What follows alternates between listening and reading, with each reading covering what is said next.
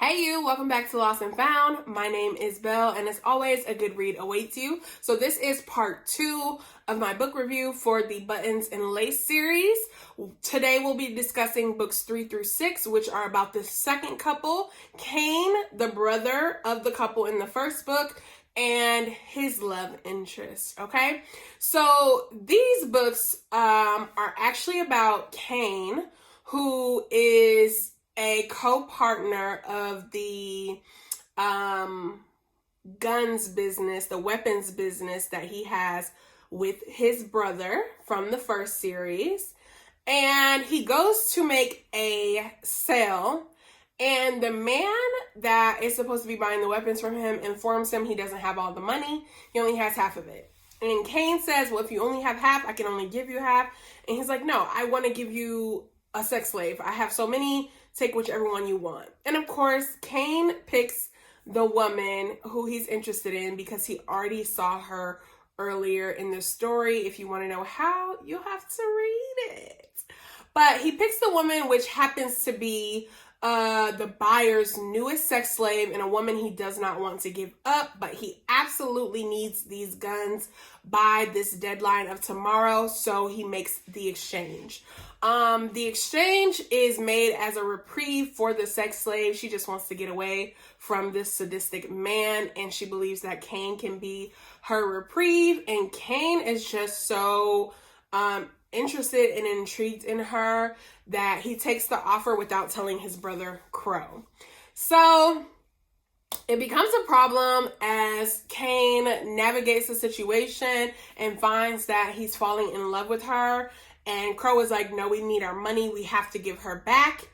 And of course, his sister Pearl is like, you cannot. We don't do that anymore because I was a sex slave. This woman is human. This is not what our family is about, and I will not stand for this happening. So it's really about them all trying to navigate the situation because a Barsetti's word is a Barsetti's word. So he cannot not give this girl back to her master or owner. It's just not possible. And so the rest of the story is really just navigating their relationship, their life, and what's going to happen after his time with her is up. Okay, so I would rate this story overall, the romance on a scale of 1 to 5, about 4 stars, and the sex on a scale of 1 to 5, about 4 stars as well, maybe 4.5. I really enjoyed the romance and the sex. There was only one thing that turned me off towards the end, and we'll get into it in the spoiler section, which we're about to jump into now. So if you haven't read these books, you should click off unless you're okay with hearing spoilers. And once you do read it, you should come back and leave a comment below telling me what you thought. So my favorite part of this last part of the series, the 3-book series, okay, I have 2 favorite things. So I have a favorite part of the actual book, the story, but I also have a favorite thing about it. So these last 3 books, because they're still a part of the same series, we got a 4-person perspective. And I've never read a book like that. I've never read a book where we're getting chapters from 4 different people because 4 different people are involved. So we got both of the Barsetti brothers, the sex slave, I believe her name is Adelaide, if I'm not mistaken, and Pearl. We're getting everybody's perspective. The stories are intertwining, and a lot of things are crossing over because it is the family business, and so it involves everyone. I really just love that we got everyone's perspective in that way. Now the actual scene, like from the story that I loved, sadly, this is one of the reasons I had to rate the book a 4 on a scale of 1 to 5 hearts. And it's because my favorite part of this last 3-book series, which is about the second couple, my favorite part is actually about the first couple. It has very little to do with the second couple. Like, I was so hooked on Pearl and Crow that even though I loved Cain and Adelaide, I was still more drawn to the first couple's story. And so that just made me rate it a little bit less, because I felt like I should have been completely captivated by the couple that the story was about, even though everything intertwined and connected, and even though it makes sense why I would feel that way. So my favorite part of the story is actually when Pearl, who thinks she's so invincible because she's a Barsetti, nobody scares her, she goes to the weapons buyer who gave Cain, the slave, and demands to like have the girl. Like, we don't want to give her back to you. I will buy her from you for $10 million. She tries to buy the girl out of slavery so that the girl can have a free life. And when Crow finds out, oh my God, his wife got on a plane, turned off her phone, went by herself to the place of this man who could have killed her. He is almost as sadistic as Bones, and made it out unscathed, thankfully, comes back home, and her husband is so upset. And that scene had me in tears, because he was so upset because he was so scared that he could have lost her. Like, why does she think she's so smart and so invincible? Like, you're dumb. This is stupid. Like, if it was that easy, we would have did it. I tried to buy her freedom for you. Like, Crow is so freaking upset, and he slaps the piss out of her. And she is just like so shocked. And he's like, I'll never forgive you. Like, it was so intense.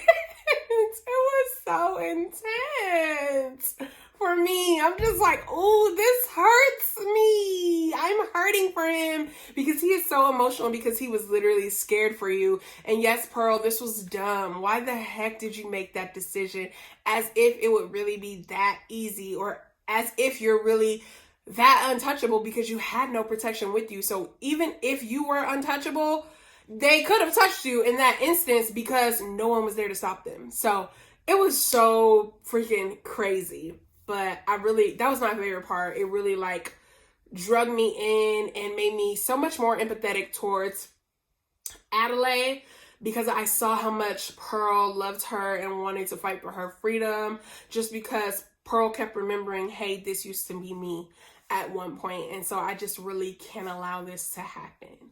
So that was my favorite part of the story. And then I don't have any quotable moments from this set of books either, but I do want to say one of the reasons, the second reason that I had to rate the book a 4 instead of a 5 is because Cain pissed me off. Like, Cain was just so level-headed and well-rounded in the first couple of books, and he was telling his brother Crow, like, you love Pearl, why are you fighting this? I can tell by her acting, I can tell by what you're doing, like, are you kidding me? This is really love. Like, he just came off so level-headed and so wise. But in his story, the 3 books of his story, his reaction to getting upset that he tells Adelaide he's in love with her and she doesn't say it back is like so detrimental for me from reading this. It's not that it didn't need to happen. I felt like it needed to happen. Like, I understand why it was a part of the storyline, but it's just like, oh my God, you're being a crybaby. You're literally whining about this, because he was trying to like make her feel guilty. And I don't like people who try to like manipulate you or shame you into things. That really irks my soul. And so he's like, I risked my whole family. I risked my brother to save you and save your life. And this is how you're paying me. You don't even love me. Like, baby, she didn't tell you to save her. She told you to let her die. Baby, she never told you that she loved you or was gonna love you.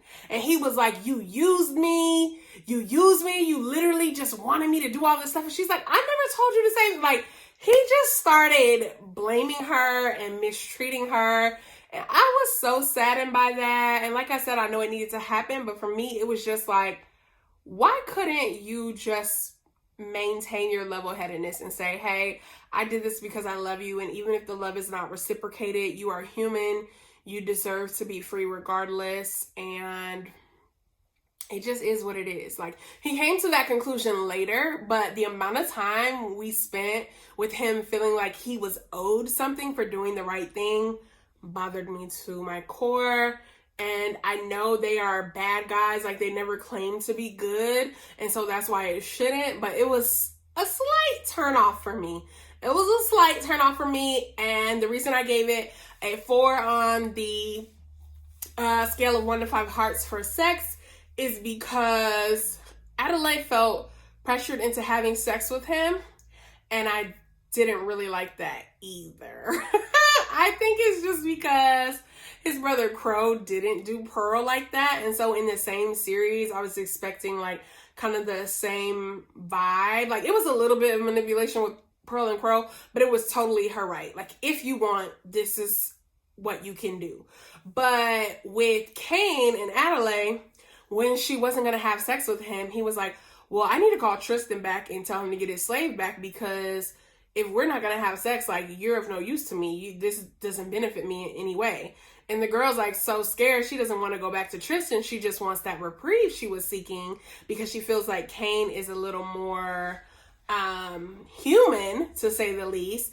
And so she ends up having sex with him anyway. And I just really didn't like how that was their first sexual encounter. So, but other than that, in this story, I definitely lost myself as well. There was no finding of self, but I lost myself. I got lost in the story. I absolutely loved all of the parts that had to do with Crow and his wife, and most of the parts that had to do with Kane and his love interest. So if you haven't read the book, you totally should. And until next time, if you are down for the ride, please click subscribe below, girl. Okay?